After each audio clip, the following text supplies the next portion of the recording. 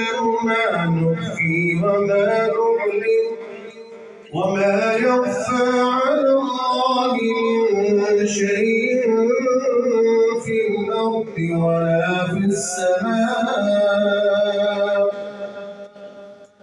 الحمد لله الذي وهب لي على الكبر إسماعيل وإسحاق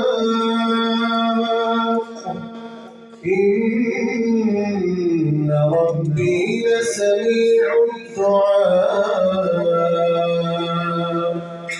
رب اجعلني مقيم الصلاة ومن ذريتي ربنا وتقبل دعاء.